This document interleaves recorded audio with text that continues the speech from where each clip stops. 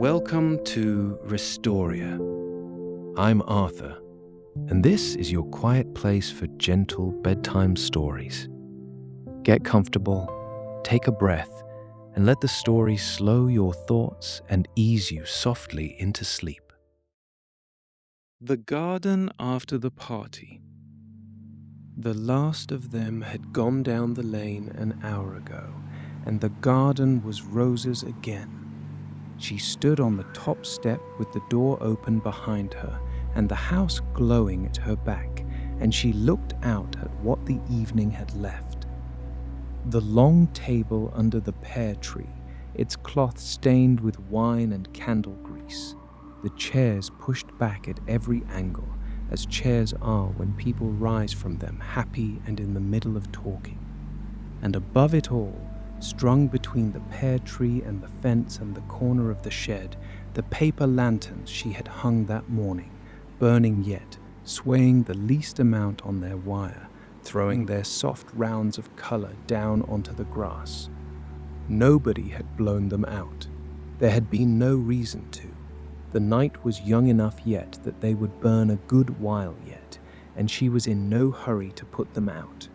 She had been 30 years in this house, and 30 summers had taught her that the best hour of any gathering was this one, not the arriving, with its flurry of coats and dishes and the first uncertain minutes before the talk warms. Not the height of it either, the table full and every voice going at once. This, the after, when the plates were emptied and the guests were gone down the lane with their goodbyes still hanging in the air, and the garden let out its held breath and settled back into being only a garden, and the woman who had made the whole evening happen could at last come and stand still in the middle of it and let it be over.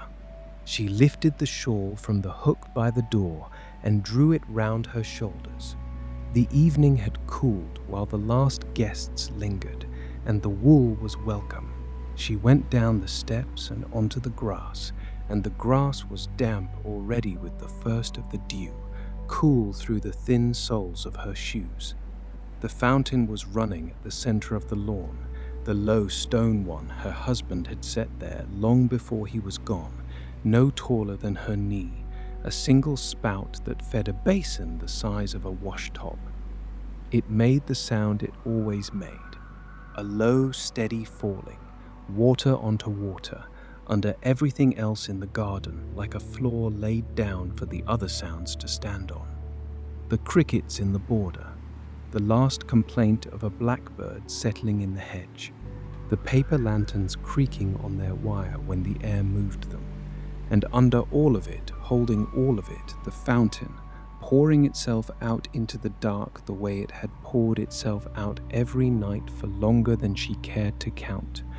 The next morning the table could wait. She knew that about herself now, though it had taken her half a life to learn it. The younger Rosa would have been at the dishes before the gate had latched behind the last guest, scraping and stacking and carrying, unable to sit while there was a single fork out of place. That Rosa had missed a great many gardens like this one, hurrying past them with her arms full of plates. The older Rosa let the plates lie. They would be there in the morning, and the morning would have its own light for the doing of them, and nothing in the world would be worse for a night of waiting. For now there was the grass and the dew and the lanterns and the pouring of the fountain, and she meant to have all of it before she gave the evening back. She moved along the table, not clearing it, only touching. Her fingers found the rim of a glass with an inch of wine left in it, and she lifted it and turned it in the lantern light, the color of it deep as garnet, and set it down again without drinking. A napkin had slid to the grass, and she left it. At the head of the table, a candle had burned down to a stub in its dish, and the flame stood tall and steady in the still air, and she bent close to it and felt the faint heat of it on her cheek and did not blow it out. Let it burn. There was wax enough in it for another hour, and a garden with a candle burning in it is a garden the evening has not finished with. The garden stay-in, it had been a good evening. She let herself think so, standing there with the shawl drawn close, gathering the pieces of it before they scattered the way an evening always scatters once it is over. Her neighbor Tom had brought his fiddle and played 3 tunes after the plates were cleared, and the children of the family from the next farm had danced on the grass in their stockinged feet until they wore themselves out and fell asleep in a heap on the garden bench, and their mother had carried them off one at a time down the lane. There had been a pie from the orchard, the first of the year, the fruit yet tart under its sugar. There had been the ambling talk that comes when people who like each other have nowhere else to be. And there had been the moment near the end when the lanterns had first come into their own against the falling dark, and someone had looked up and grew hushed, and for a breath the whole table had followed that gaze and sat there together under the colored lights, saying nothing, needing to say nothing. She came to the chair at the foot of the table, the wide one with arms, and she lowered herself into it. The seat had not yet cooled from whoever had sat there last, and the wood took her weight with a creak she knew. From here she could see the whole garden laid out before her, the house behind, its windows gold, the lawn sloping down to the darker mass of the border, where the tall stalks she had planted in spring were breathing out their scent now that the sun was off them, that clove-sweet night smell that a garden keeps until you settle long enough to notice it. The fountain at the center, catching a coin of lantern light on its moving surface, and the lanterns themselves, red and amber and a green gone almost gold, swaying on their wire, throwing their colored rounds down onto the grass and the cloth and the pale scattered napkins. The scent of the stocks reached her on a turn of the air, and she breathed it in, and it brought with it, the way a scent will, a whole other evening from years back. She had planted those stocks the first summer in this house, a young wife with earth under her nails, kneeling at that same border while her husband laughed at her from this very chair for the state of her good dress. The chair remembered him, or she remembered him in the chair, which came to the same thing on an evening like this one. It was not a grief any more, or not only a grief. It had softened into something she could sit inside without flinching, the way you sit inside the memory of a house you grew up in. He would have liked tonight. He fiddle, the children dancing, the pie. He would have sat exactly here and let the plates lie exactly as they lay, and told her, as he always told her, that the garden could keep till morning. A moth had found one of the lanterns and was circling it, a pale grey wing turning and turning in the colored light. She watched it a while. It did not batter itself against the paper the way the stories say. It only circled, patient, riding the heat that rose off the little flame inside, going round and round in the gold, as if the going round were the whole point, and there was nowhere it would rather arrive. She understood that well enough.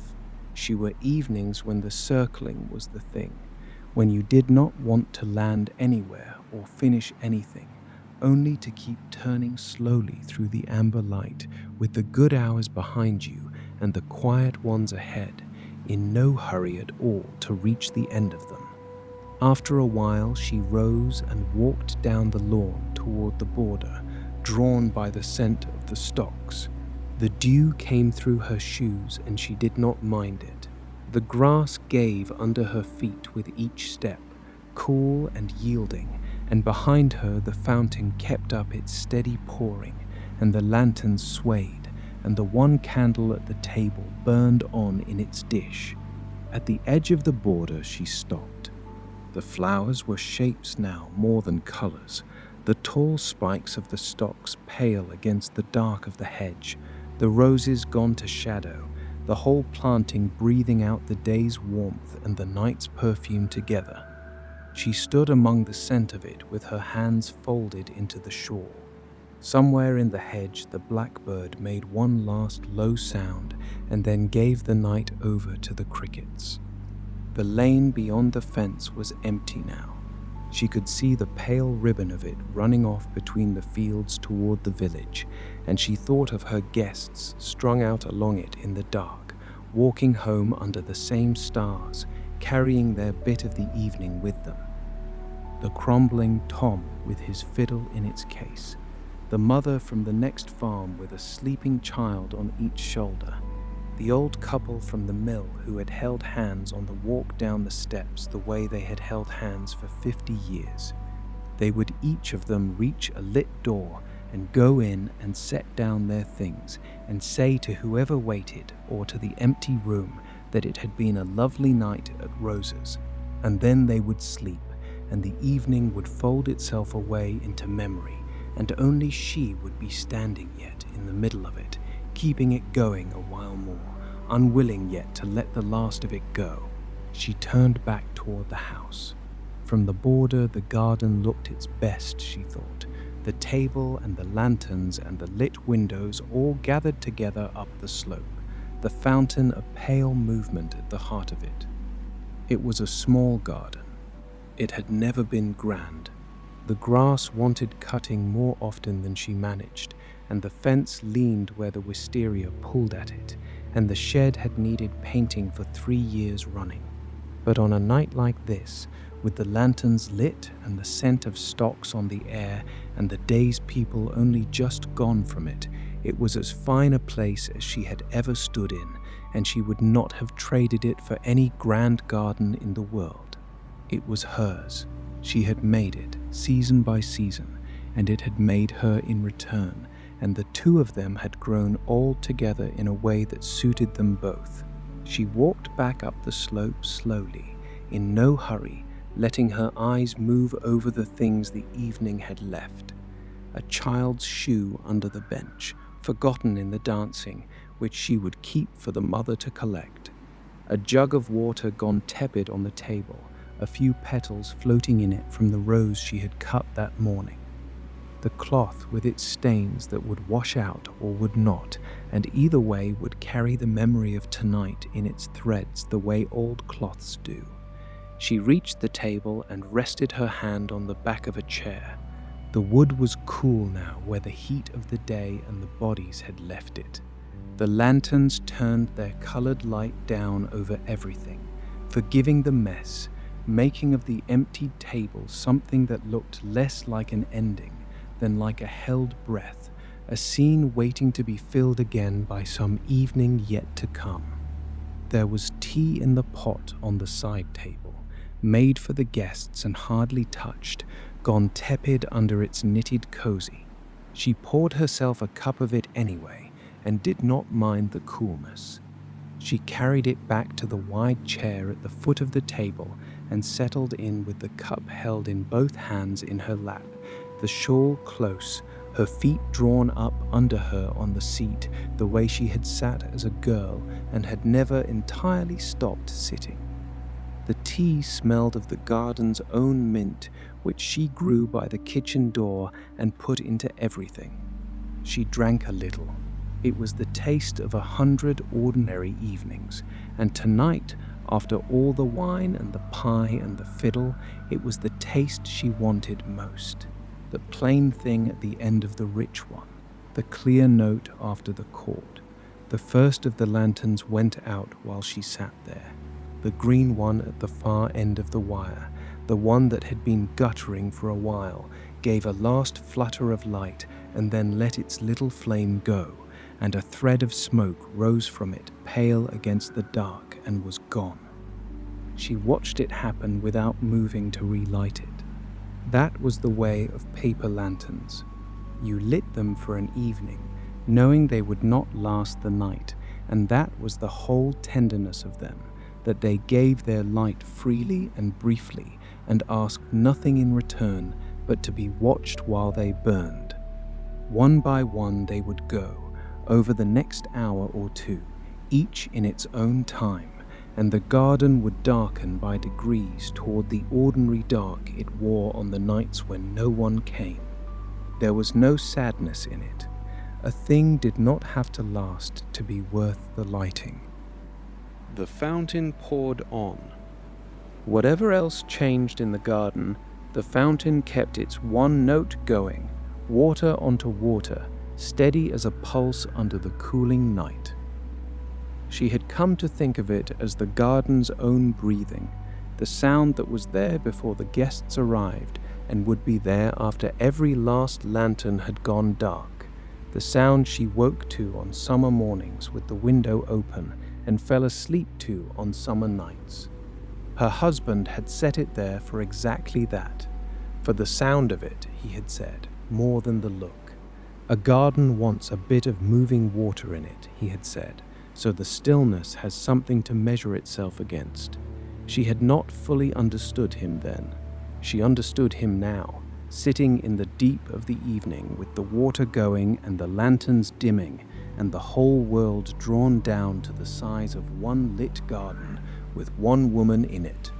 The mint tea cooled in her hands, and she drank the last of it and set the cup on the grass beside the chair. The stars had come out fully now, thick above the pear tree, the way they only showed on nights with no moon to wash them out. She tipped her head back against the chair and looked up at them through the dark leaves, and the lanterns swayed at the edge of her sight, their colors soft against the hard, clear white of the stars beyond. It was the kind of sky she never tired of, the kind that made the garden feel both slight and exactly the right size, a lit room with no roof, open all the way up to everything, and yet close and held and entirely her own.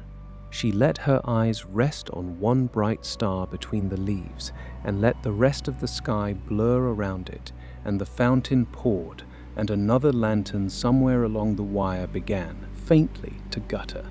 This same evening came round once a year, on the first warm Saturday after the pears began to swell, and it had come round for so many years now that Rosa hardly needed to plan it. The plan lived in her hands and in the house itself. She had risen early that morning, before the dew was off the grass, and gone out with her basket and her scissors to cut what the garden would give.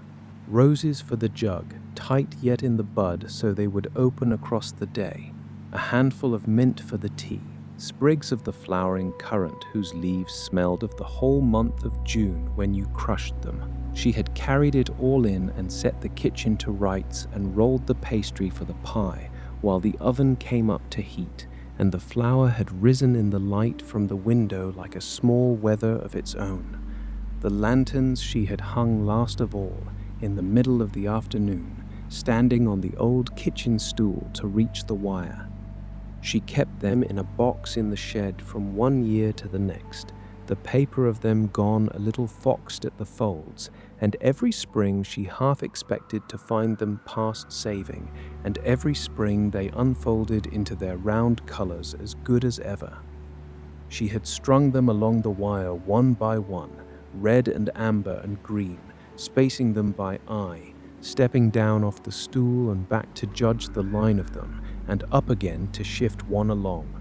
It was work her husband used to do, the reaching and the stringing, and she had taken it over without ever quite deciding to, the way she had taken over all his tasks, so that now the whole garden passed through her hands only across the turning year. She did not mind the reaching.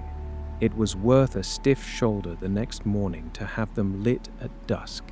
The guests had come as the light began to soften, up the lane on foot and by bicycle, calling their hellos at the gate. There were never many, a dozen perhaps, and most of them the same dozen year on year, though the shape of them changed as all things change.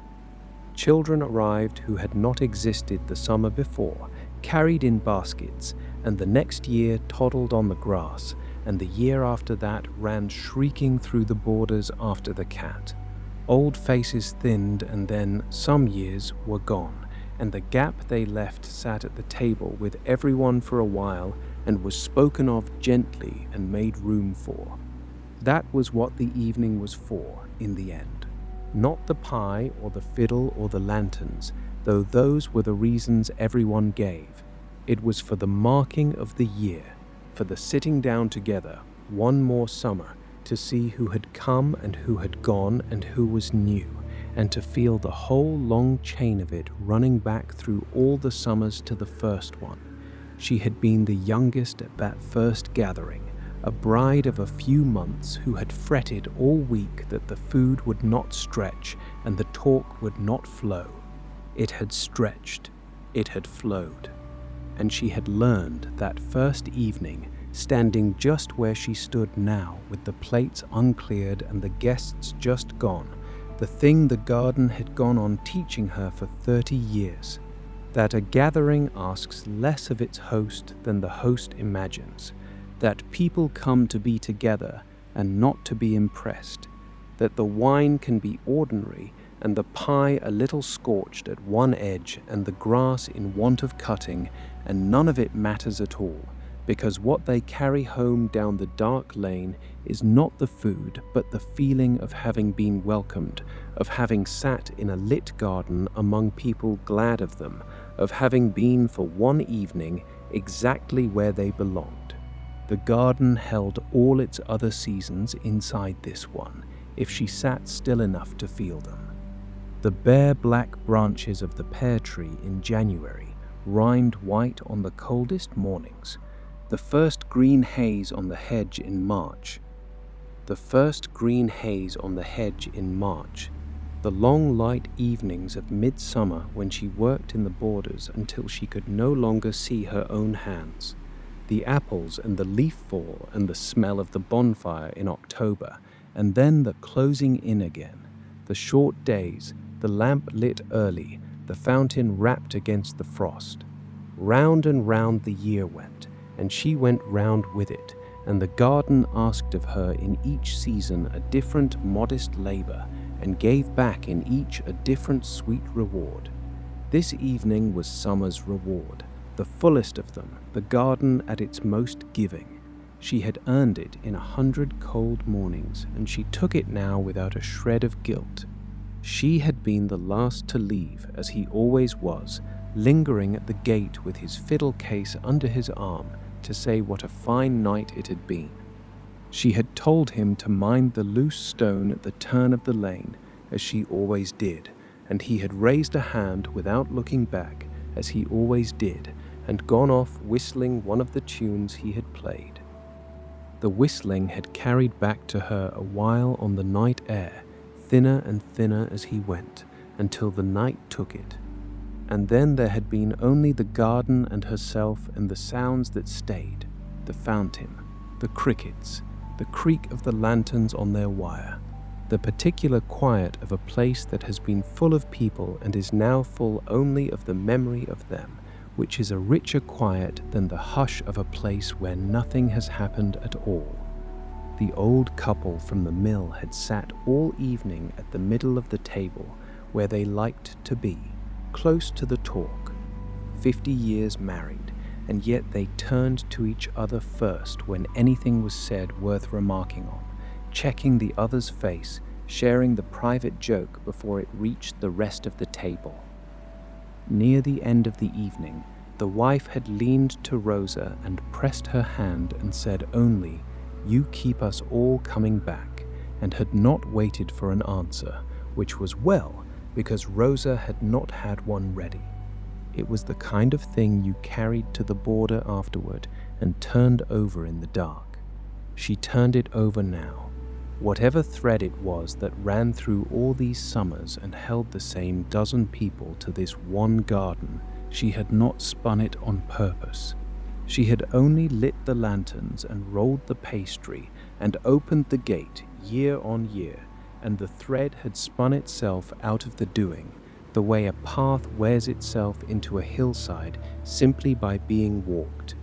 The cat had kept to the edges of the evening, as he preferred, watching the dancing from the top of the wall with his feet tucked under him, unmoved by the fiddle and the laughter. He was down on the grass now that the people were gone, moving through the dark of the border on his own errands, a shadow among the stocks. Every so often his eyes caught a coin of lantern light and flared green for a breath and went dark again. He would come to her when he was ready and not before. That was the arrangement between them, worn smooth over many years, and it suited them both. For now he had the garden's underside, the mouse runs and the scent trails and the cool earth beneath the hedge, while she had the chair and the lanterns and the open sky, and between them they kept the whole of the night watch, each in the part of it that was theirs. They had all brought her something, as they always did, though she had asked them not to for 30 years.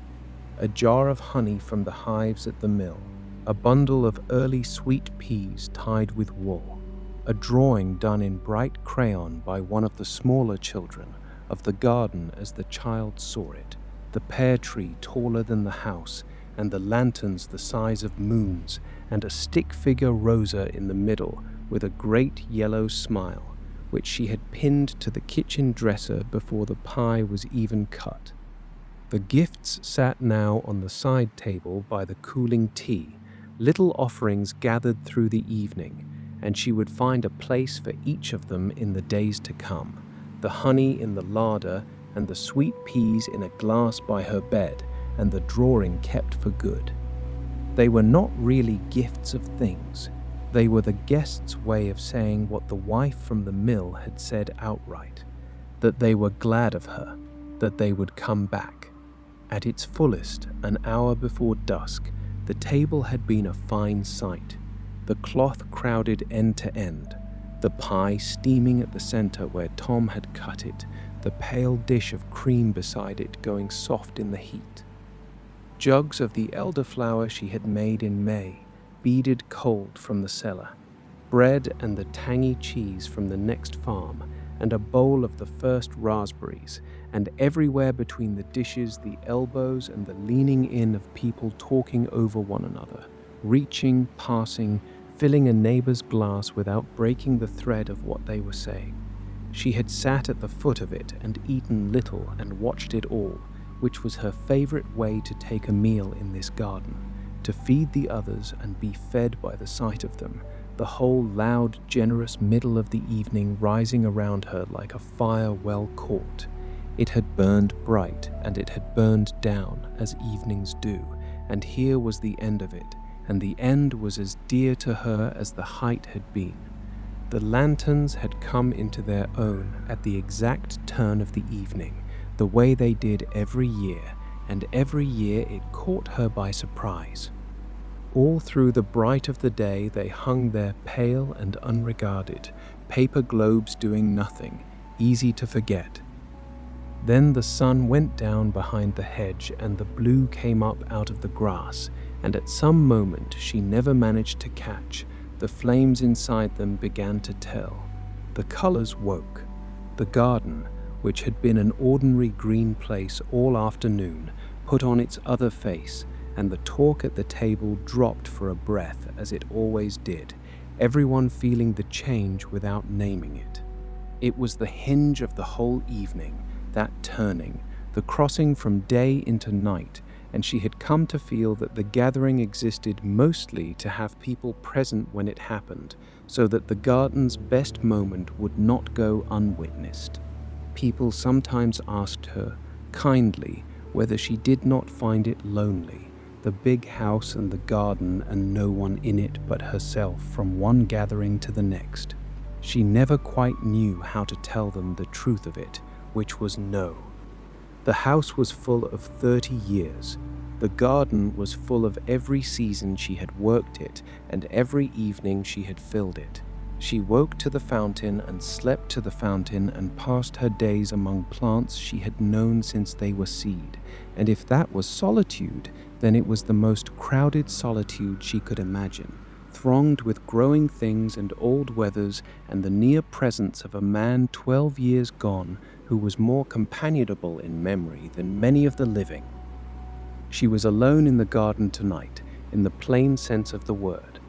She had not felt lonely in it for more years than she could say. The night had settled fully in now. The true dark of the countryside, where the nearest other light was a farm a field away, a single yellow window across the black. She looked at it a moment, that far window, and thought of whoever sat behind it, keeping their own late hour. The two lights answered each other across the dark fields, hers and theirs, the way lit windows do, without either household knowing the other looked. It was a companionship of a kind, that answering. All across the sleeping country there were such windows, she knew, each with its person yet awake in the quiet, unwilling to give the day over, and though they would never meet, they kept a sort of watch together, a scattered, wakeful company holding the last of the evening open a while against the coming of the dark and the sleep. The dew had come down heavier while she sat, and the grass at her feet was silvered with it where a lantern yet reached, each blade holding its own bead of the coming night. By morning the whole lawn would be soaked and grey with it, the chairs beaded, the cloth gone limp and cold, and she would come out in her old coat with the sun just up and the birds loud in the hedge and begin the slow putting away of the evening. But that was hours off yet. Between now and then lay the whole of the short summer night, and she had no wish to spend any of it indoors. There were people, she knew, who would think it strange, an older woman sitting out late past midnight in a wet garden among dying lanterns. She had stopped years ago, arranging her life to suit the people who would think things strange. The garden did not think it strange. The garden was glad of the company, and so was she. She thought she might sit here until the last of them went out. There was no clock in the garden, and she wanted none. The evening would end when it ended, lantern by lantern, and she would be here for it, the way you stay with a fire until it burns down rather than leaving it to gutter out in an empty room.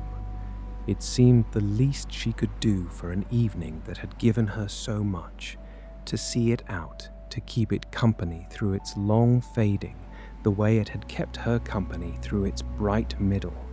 She drew the shawl closer and let her shoulders drop, and she felt the days standing and carrying and laughing settle at last into her limbs, a good tiredness, the kind that is earned and asks only to be allowed. The amber lantern went next, then the red one by the shed, the two of them within a few minutes of each other, and the garden dimmed another notch. The dark came a little closer up the lawn. But it was not a dark to trouble anyone.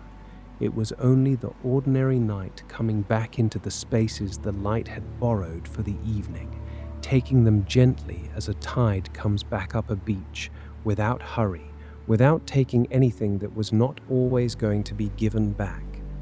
The stocks breathed their scent into it, the crickets stitched their thin sound across it, and the fountain went on pouring at the heart of it, unchanged, unbothered, keeping its one steady promise to the night while everything else let go. Her eyes moved to the house, its windows gold up the slope. She had left a lamp burning in the kitchen and another on the landing, and their light lay gold across the grass at the top of the garden, a path of it leading up to the open door. She would go up soon. Not yet.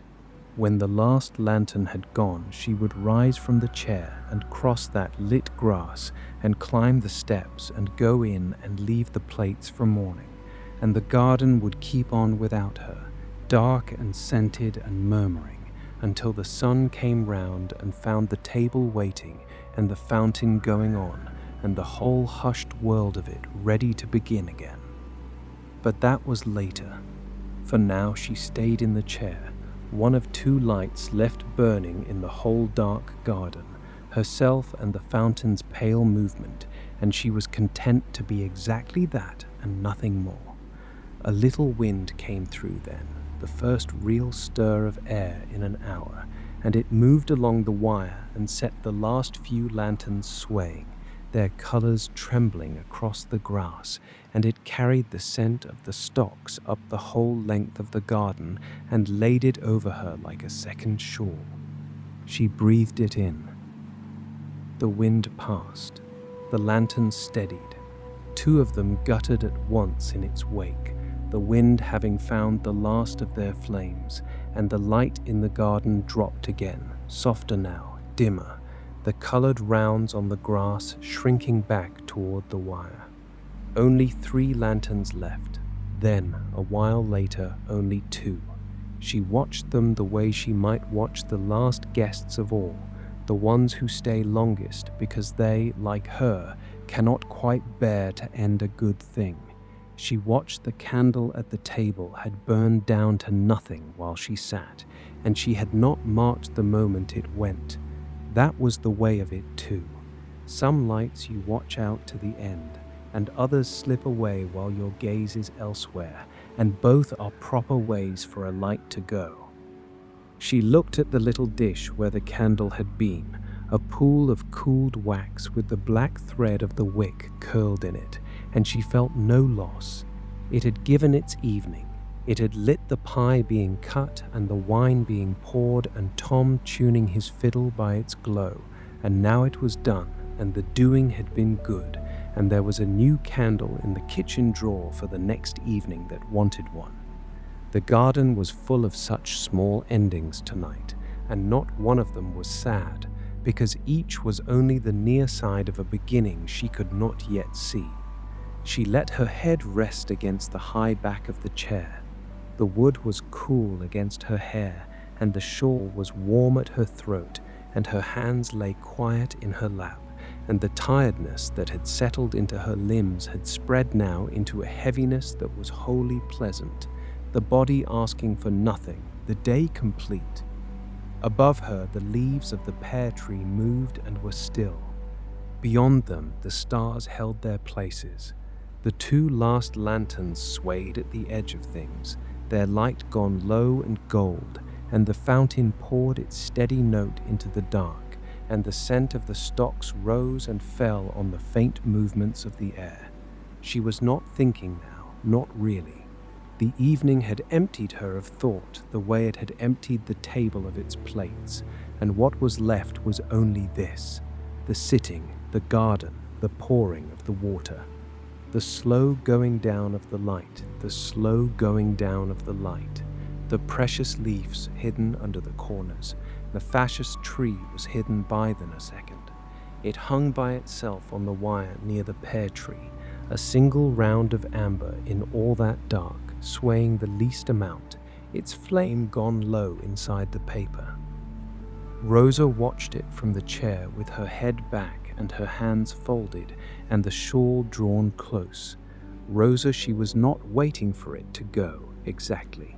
She was only keeping it company while it burned, the last light of the evening, and the last of her guests, the 2 of them together at the end of the good full night.